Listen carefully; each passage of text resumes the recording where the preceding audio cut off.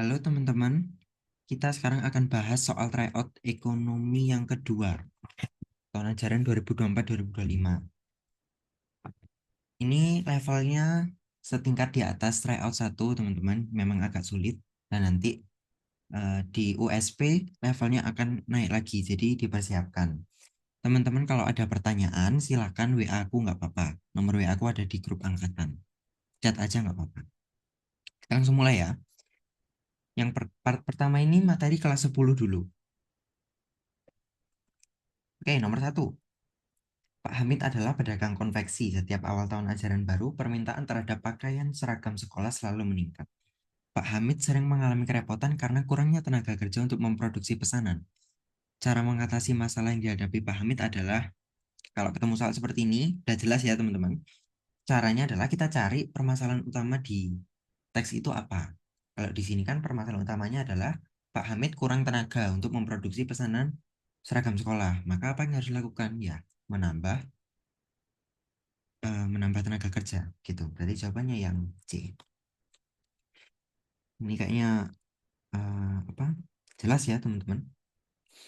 Kalau misalkan kendalanya itu dia kekurangan bahan, berarti bisa diantisipasi dengan menyiapkan lebih banyak bahan gitu. Oke, lanjut nomor 2. Ini juga masih berkaitan dengan permasalahan ekonomi ya.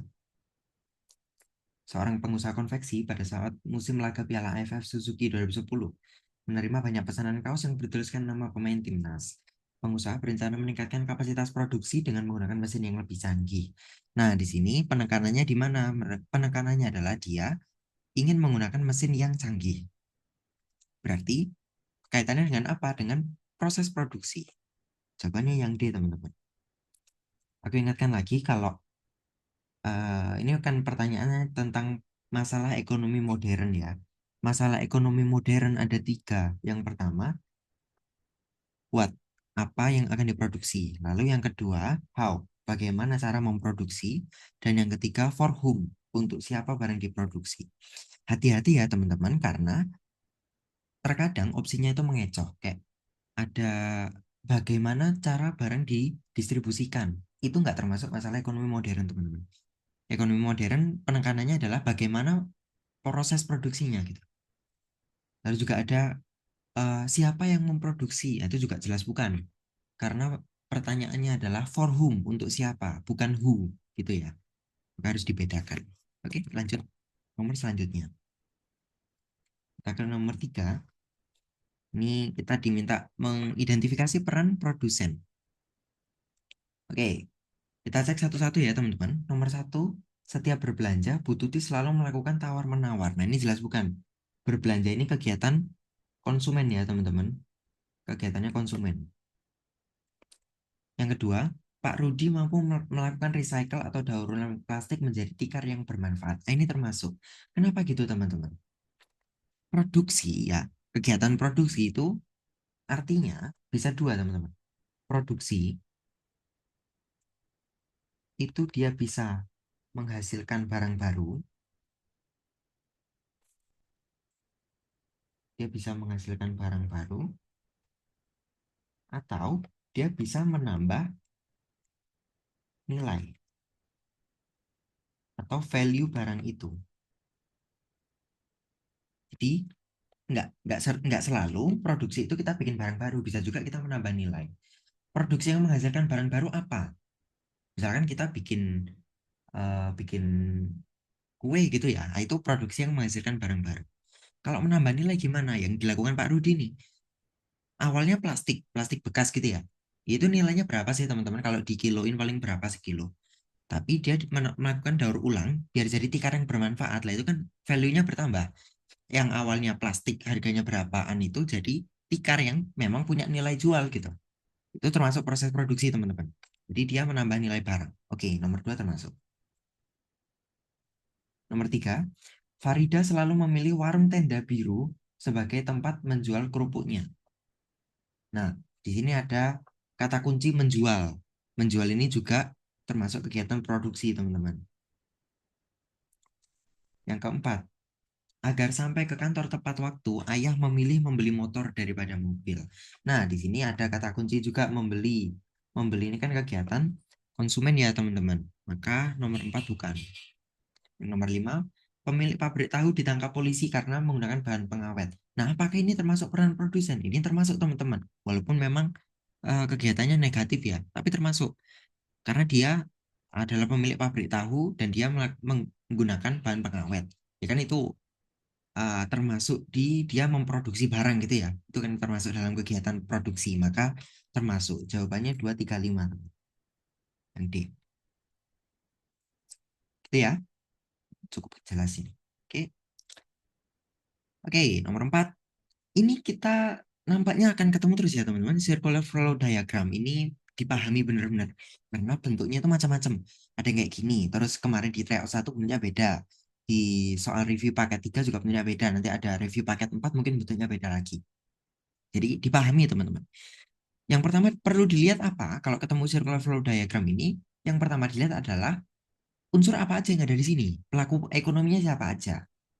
Bisa 2 sektor, 3 sektor, 4 sektor. Kalau 2 sektor hanya ada rumah tangga produsen dan konsumen. Kalau 3 sektor itu ditambah pemerintah. Kalau 4 sektor itu ditambah masyarakat luar negeri. Yang pertama itu yang perlu dilihat ya. Dan yang kedua panahnya, arah-arah panahnya itu diperhatikan. Dan yang ketiga panahnya itu melewati pasar apa? Pasar output kah atau pasar input? Oke, ingatkan lagi ya. Pasar output namanya itu output ya. Output itu kan keluaran. Jadi barang yang udah jadi.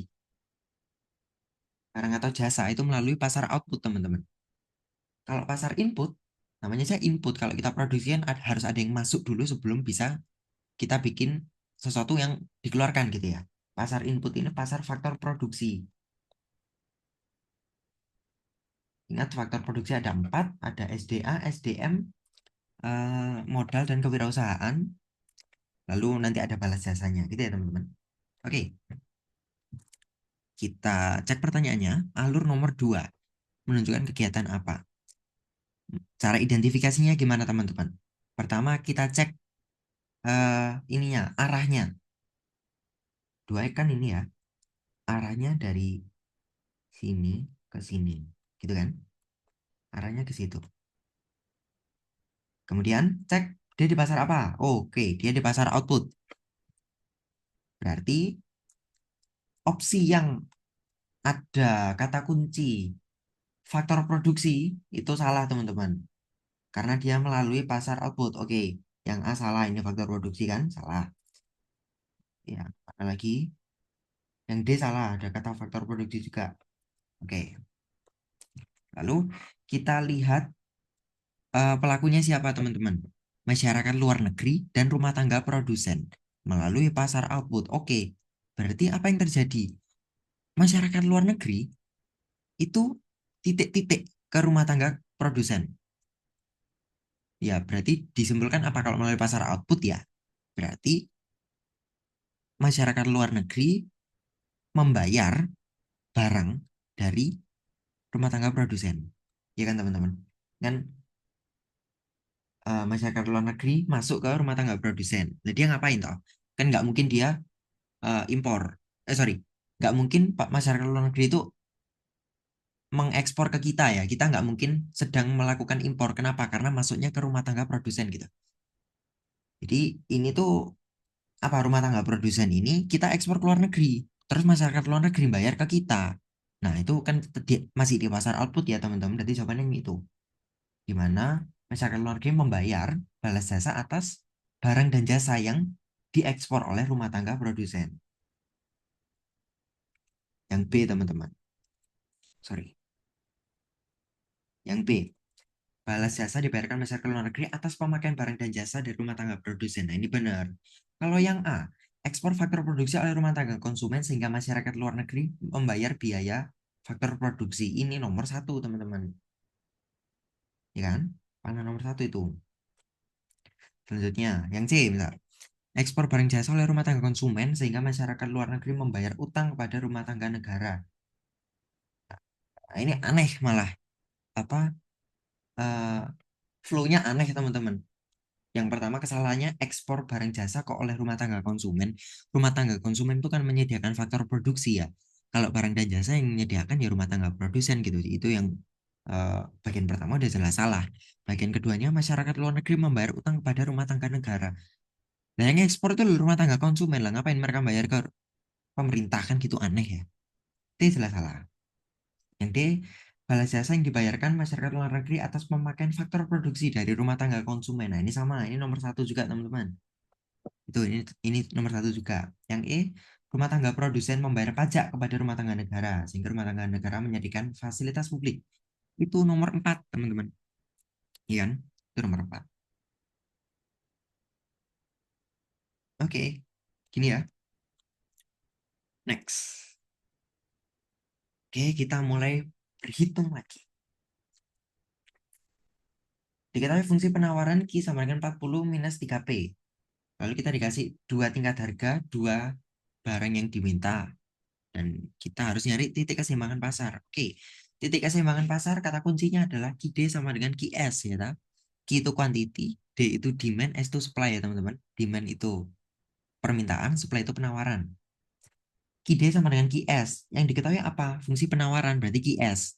Ide-nya mana? Nah, ide-nya kita harus nyari. Pakai rumus yang biasanya teman-teman. P min P1 per P2 min P1 sama dengan Q min Q1 sama dengan Q2 min Q1. Kalau mau apa, menggunakan cara cepatnya Bu Rosa silakan. Tapi aku lebih suka pakai cara ini. Silakan. Lebih mudah yang mana? Oke, kita selesaikan. Di sini deh. P tetap teman-teman. P1 itu harga pertama berarti 5. P2 dikurangi P1. Harga kedua 4. Harga pertama 5. 4 dikurangi 5 berarti min 1 ya. Q tetap. Q1. Kuantitas 1, jumlah barang pertama 25. Jumlah barang kedua 30. Dikurangi 25 berarti 5. Oke, kalau udah gini dikali silang teman-teman. Kita kan mau cari Q sama dengan ya. Oke, Q-nya kita taruh kiri. Ini kita kalikan, kemudian yang ini kita kalikan. Gitu ya. Ya kayak biasanya. Minus 1 dikali Q min 1, min Q, sorry. Min 1 kali min 25 plus 25 sama dengan P dikali 5, 5P, min 5 dikali 5, 25. Min 25, gitu ya. Min Q sama dengan 25-nya ini bisa kita pindah kanan. 5P, min 25, min 25 gitu ya. Min Q sama dengan 5P, min 50. Lalu kiri kanan kita kalikan minus 1, biar ketemu Q sama dengan min 5P tambah 50. Ini kayak matematika biasa teman-teman. Nah oke, di sini kita udah ketemu Ki ini Ki D dan Ki S udah diberikan di soal. Nah, ini soalnya lagi baik teman-teman. Oke, sekarang kita cari titik keseimbangan pasar. Yang pertama dilakukan adalah kita cari Ki D sama dengan Ki S atau Ki S sama dengan Ki D sama aja teman-teman. Oke, Ki D-nya berapa? 5P tambah 50. Ki S-nya sesuai yang di soal. Quantity supply-nya 40 dikurangi 3P. Kita jadikan satu ruas. Yang P kita pindahkan kanan ya. Jadi min 3P plus 5P.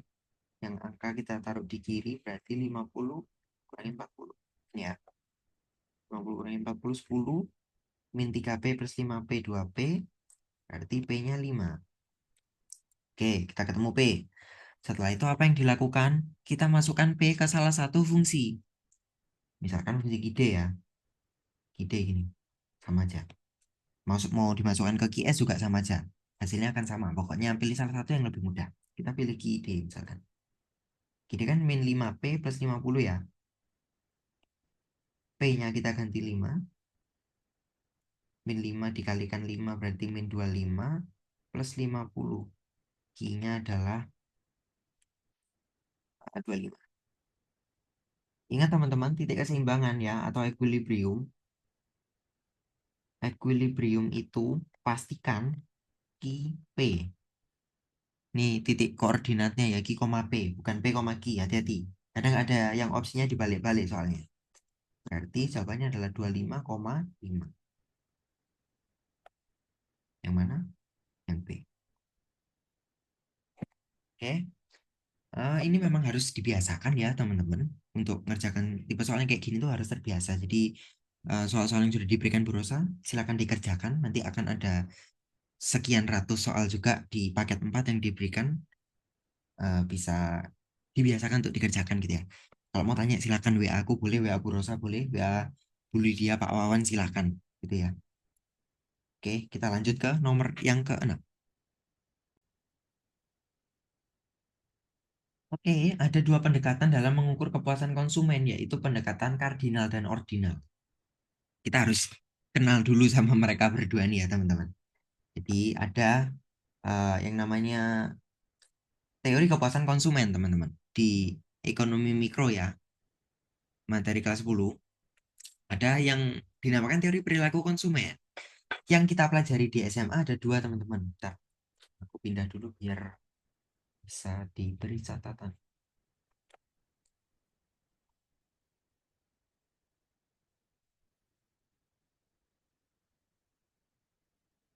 Oke,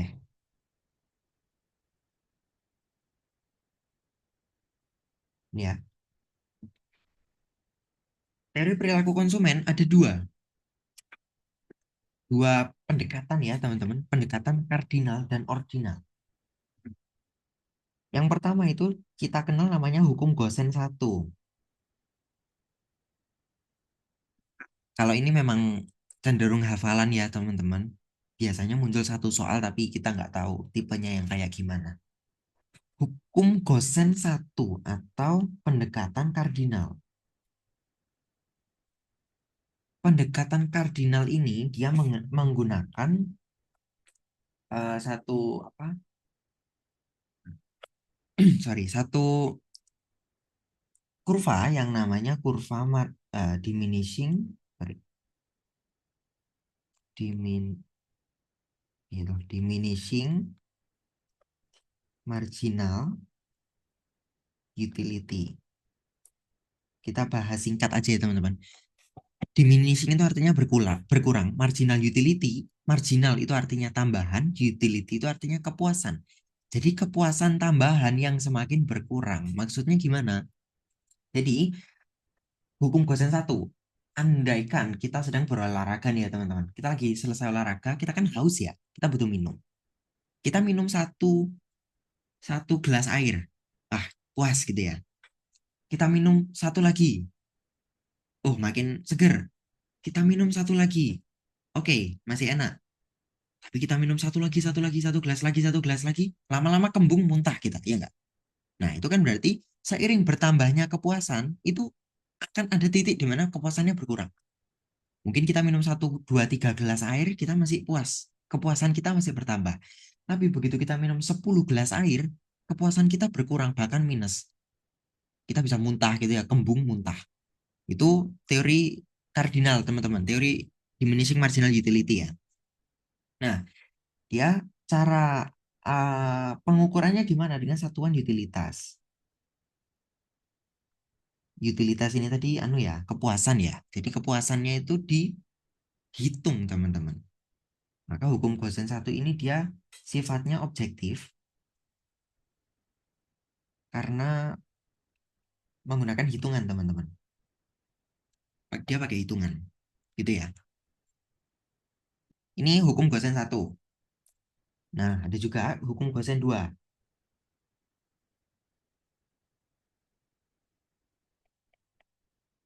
Ordinal. Ya, nama lainnya pendekatan ordinal. Oh, sorry. Aku tambahin dulu ya. Yang hukum Gosen satu, dia itu eh, hanya menggunakan satu barang. Kayak tadi, misalkan barangnya apa ya? Itu apa? Gelas air putih. Barangnya hanya itu. Kalau dihukum Gosen satu kayak gitu, teman-teman. Ya, barangnya ya cuma itu, gitu ya. Ya, gitu. Lanjut, yang hukum Gosen dua, nama lainnya adalah ordinal, pendekatan ordinal. Gosen ini siapa sih? Gosen ini yang menemukan teorinya, teman-teman. Bukan Gosen anu ya, ngirim barang ya, bukan. Hukum, hukum Gosen ini anu penemunya namanya Gosen gitu. Hukum Gosen 2 atau pendekatan ordinal, yang pertama dia menggunakan kurva namanya indifference curve. Sorry. Indifference curve. bahasa Inggris ya, indifference curve atau kurva indiferensi. Apa ini? Bahasa Inggris indifference. Indifference itu artinya tidak peduli. Maksudnya apa?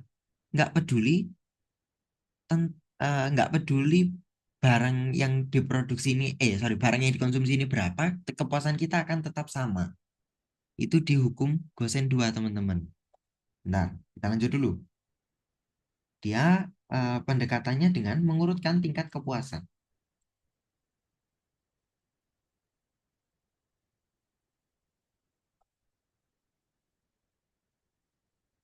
Gini, aku lanjut dulu ya. Dia sifatnya subjektif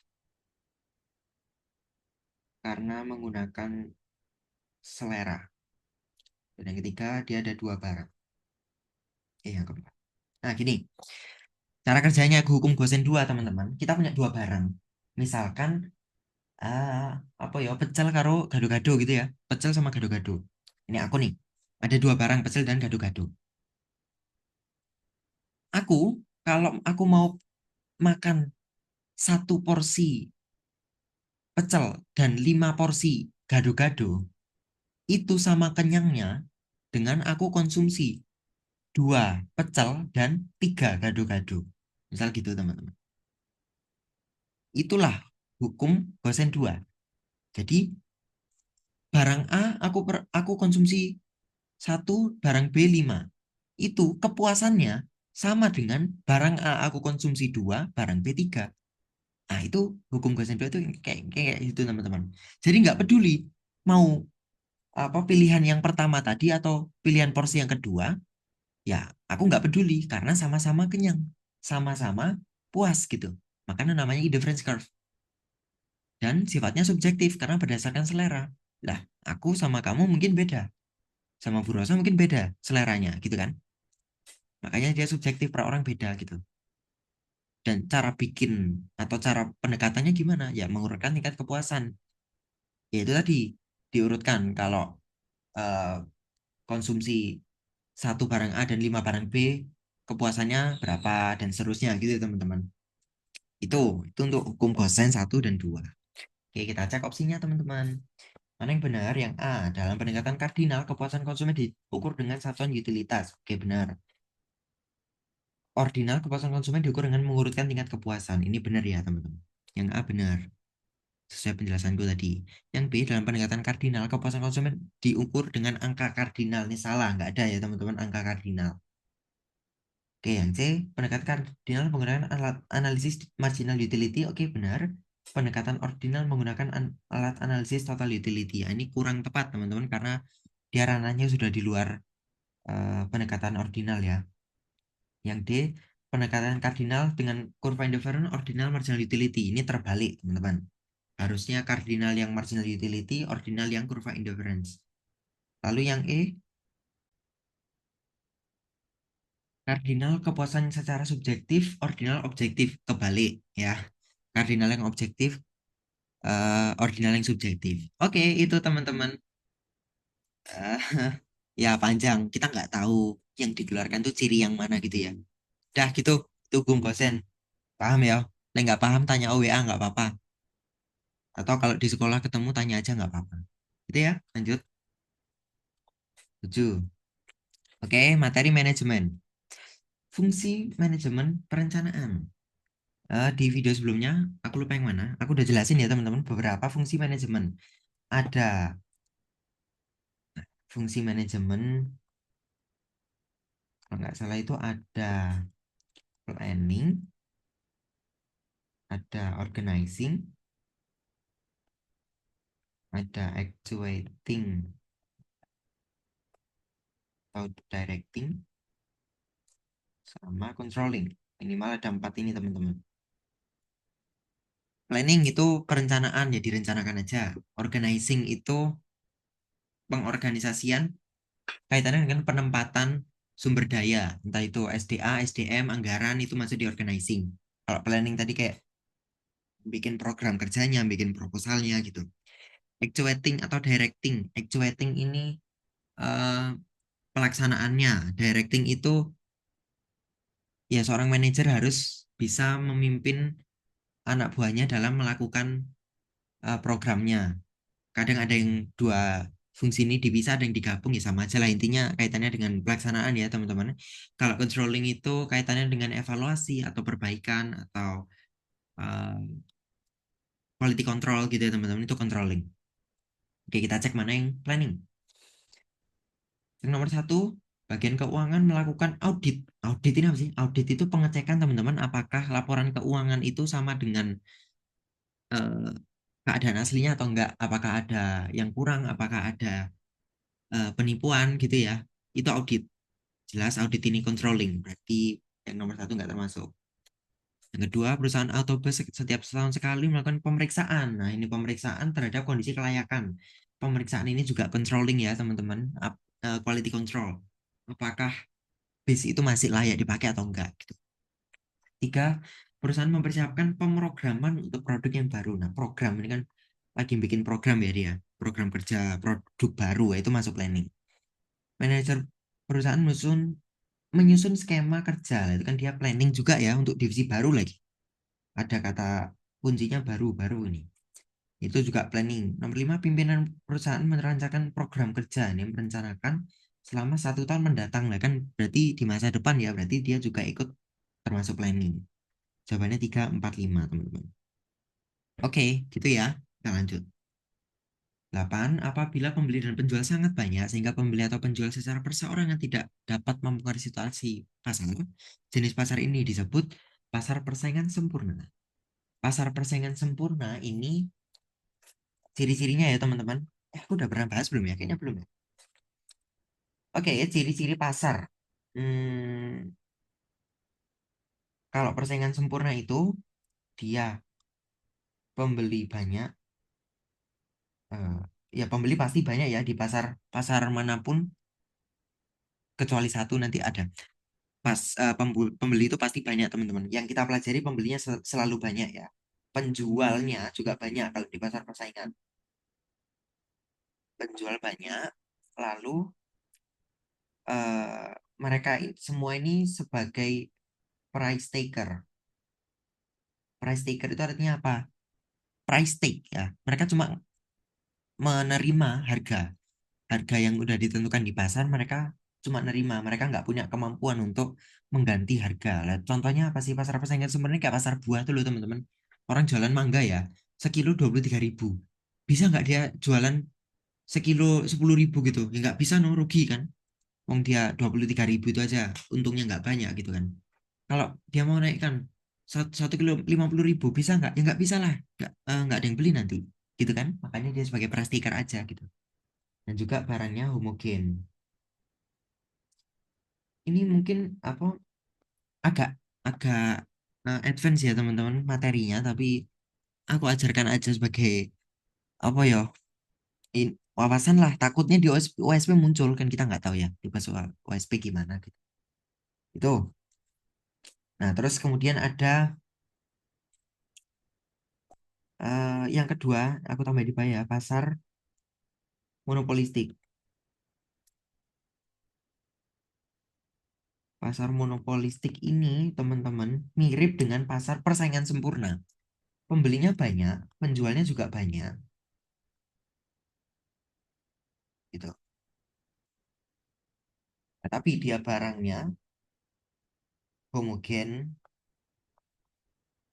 terdiferensiasi. Opo mana ini? Diferensiasi. Diferensiasi itu perbedaan. Jadi barangnya itu homogen. Homogen itu sama ya, barangnya sama. Tapi kalau homogen diferensiasi itu barangnya beda dikit, teman-teman. Hampir sama tapi beda dikit. Contohnya, apa ya? Sabun. Sabun itu kan penjual sabun banyak ya. Merek sabun banyak, ada Lux, Lifebuoy, ada apa yang lain, Dove gitu ya. Barangnya sama nggak ya? Sama sebenarnya sabun, tapi ada diferensiasi. Beda beda dikit. Entah itu beda aroma, beda bahan gitu ya. Itu. Itu pasar monopolistik. Dia mainnya lebih ke iklan, teman-teman, bukan ke harga gitu ya. Jadi ya main di iklan lah. Selanjutnya pasar oligopoli. Pasar oligopoli dari namanya ya teman-teman. Oligo itu beberapa, poli itu penjual. Jadi penjual ada beberapa. Ada beberapa penjual yang ini yang apa? Dia menguasai pasar gitu. Dan biasanya barangnya homogen, teman-teman. Biasanya. Contohnya apa? Penyedia layanan internet tuh loh. Penjualnya beberapa atau yang menguasai pasar ya cuma apa paling Telkomsel, XL, Indosat. Indosat itu saya ada nggak ya? Apalagi Smartfren udah tutup. Apa My Republik itu kan nggak banyak kan ya kita bisa sebutkan. Nah itu pasar oligopoli teman-teman. Penjualnya ada beberapa, barangnya homogen. Salah satu bentuk dari pasar oligopoli itu apa? Pasar duopoli teman-teman. Pasar duopoli itu kalau penjualnya ada dua penjual atau dua produsen itu yang menguasai pasar. Ada nggak ya contohnya di sini? Mungkin kayak anu teman-teman di apa pasar OS HP itu loh, operating operating system HP. Ya cuma ada iOS sama Android. Itu duopoli. Ya mungkin kira-kira gitu teman-teman. Kalau yang monopoli, penjualnya satu. Jadi kan poli penjual, mono itu satu. Penjual satu. Barangnya, apakah homogen? Nggak bisa dibilang homogen. Kenapa? Karena penjual satu ya kan cuma dia yang menyediakan barang itu. Jadi nggak ada bandingannya. Nggak ada perbandingan gitu teman-teman. Ya barangnya itu. Contohnya ya paling gampang tuh minyak ya. Minyak dikontrol sama siapa sih? Pertamina. Kalau sekarang mungkin eh, muncul beberapa penjual minyak yang lain ya kayak Shell, BP itu, tapi mereka belum punya kontrol di pasar teman-teman kan. Orang masih ke Pertamina gitu, di masih digolongkan monopoli atau air, air, air minum, PAM ya, perusahaan air minum itu kan punya pemerintah, monopoli. Listrik kan yang bisa menyediakan listrik hanya PLN, itu monopoli juga. Gitu teman-teman. Lanjut ya.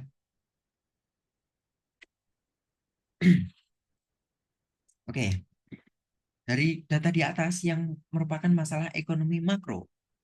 Apa sih ekonomi mikro dan makro itu? Mikro itu kecil ya, teman-teman. Mikro. Dari katanya aja mikro itu kecil. Nah, ekonomi mikro itu membahas tentang eh, aktivitas individu, teman-teman. Individu ini bisa konsumen secara individu, bisa produsen secara individu, perusahaan. Itu yang dianalisis di ekonomi mikro. Kalau ekonomi makro, teman-teman, makro kan besar ya artinya. Dia juga aktivitas. Aktivitas apa? Aktivitas satu negara, teman-teman. Atau secara umum lah, negara atau dunia gitu ya, yang apa skopnya lebih luas dia, gitu. Atau gampangnya, teman-teman, ini untuk kurikulum angkatan kita ya, untuk kurikulum 2013. Mikro itu yang kita pelajari kelas 10, makro itu yang kita pelajari kelas 11. Itu, teman-teman. Udah gitu. Kita cek satu-satu ya. Mana yang makro? Nomor satu, cara memproduksi barang dan jasa. Ini aktivitas individu perusahaan. Salah. Ini mikro. Dua, masalah inflasi. Nah, inflasi ini kan bahas tentang satu negara ya. Ini termasuk makro. Perencanaan stabilitas kegiatan ekonomi nasional. Jelas ada nasional masuk makro, teman-teman. Permasalahan pertumbuhan ekonomi yang berkembang. Pertumbuhan ekonomi materi kelas 11 loh. Itu termasuk makro. Yang kelima, untuk siapa barang tersebut diproduksi? Nah, produksi masuk ke aktivitas individu perusahaan. Masuk mikro, teman-teman. Maka jawabannya yang 2, 3, 4. Gitu, teman-teman. Lanjut, nomor 10. Mana yang merupakan kredit aktif dan pasif? Oke. Apa sih kredit aktif dan pasif itu? Kredit, teman-teman. Kredit itu peminjaman uang ya. Kredit ini kan peminjaman uang. Istilahnya kredit ya. Ada dua. Ada kredit aktif dan pasif. Kalau kredit aktif itu peminjaman dari bank umum ke masyarakat. Jadi apa uangnya itu bisa beredar teman-teman. Uangnya bebas beredar di masyarakat, bisa beredar gitu. Bisa dipakai langsung sehari-hari. ada juga kredit pasif. Kalau dari definisinya, kredit pasif ini uang yang dipinjamkan bank sentral ke bank umum. Bisa juga yang artinya uang yang disimpan di bank gitu ya. Uang yang disimpan di bank. Itu juga bisa dibilang kredit pasif gitu ya. Oke, kalau dari definisi ini kita cek satu-satu opsinya. Yang satu memberikan kredit usaha rakyat. Nah, ini termasuk teman-teman. Ini termasuk karena bank meminjamkan uang ke masyarakat untuk usaha gitu ya, modal usaha. Itu kredit usaha rakyat termasuk kredit aktif. Nomor dua, memberikan pinjaman tanpa agunan kepada nasabah. Pinjaman tanpa agunan kalau nggak salah tanpa bunga atau gimana gitu. Intinya dia salah satu jenis pinjaman pada nasabah. Nasabah ini customernya bank, ini benar. Karena dia dipinjami duit bisa untuk belanja, bisa untuk apa-apa. Tiga, menggunakan pembayaran dengan kartu kredit. Dan ini juga benar, kredit aktif. Masyarakat bisa pakai uangnya secara bebas. Empat, menerbitkan jenis tabungan untuk masyarakat pedesaan atau simpanan pedesaan. Tabungan, teman-teman. Tabungan itu kan disimpan di bank ya. Berarti bukan kredit aktif. Lima, menerima simpanan. Dalam bentuk giro simpanan kan juga eh, kredit pasif gitu ya. Maka jawabannya satu, dua, dan tiga. Itu teman-teman. Oke, selanjutnya kita ketemu dengan elastisitas. Elastisitas ini apa sih? Elastisitas itu konsepnya ya teman-teman. Elastisitas itu jika harga berubah, sorry, berubah sekian persen, kuantitas akan berubah sekian persen. Ini sebenarnya konsep elastisitas itu kayak gini teman-teman. Dia dikatakan elastis kalau misalkan harga berubah 1%, tapi kuantitasnya berubah 2%, lebih lebih gede. Itu dia dikatakan elastis. Inelastis kalau harganya berubah 1%, kuantitasnya berubah misalnya 0,5% gitu ya, lebih kecil. Itu dikatakan inelastis. Elastis unit atau uniter dikatakan kalau harga berubah 1%, kuantitas berubah 1% juga. Pas gitu. Itu elastis unit.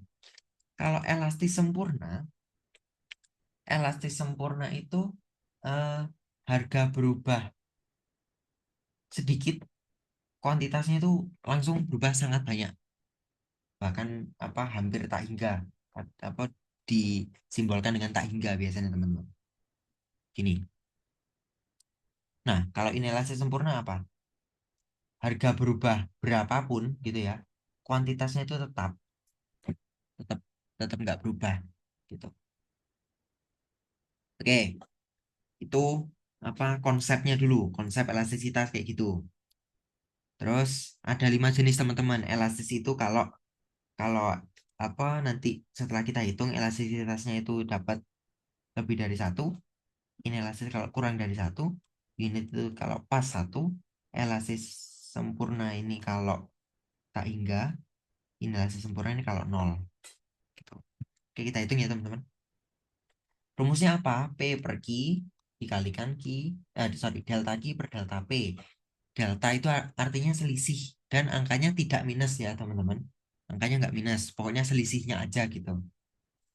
Oke, kita hitung. Ini P1 dan Q1 ya. P1 berarti harga pertama 800, Q1 berarti sorry, jumlah pertama 10 gitu ya. Delta Q berarti selisih jumlah barang pertama dan kedua. Dari 10 ke 5 berarti selisihnya 5. Delta P, selisih harga pertama dan kedua 800 ke 600 berarti selisihnya 200. Ini kan? Bisa dicoret. Nih, berarti berapa? 8 kali 5 40, 10 kali 2 20. 40 bagi 20 2. Apa? Elastisitasnya 2 teman-teman. Maka dia elastis lebih dari satu.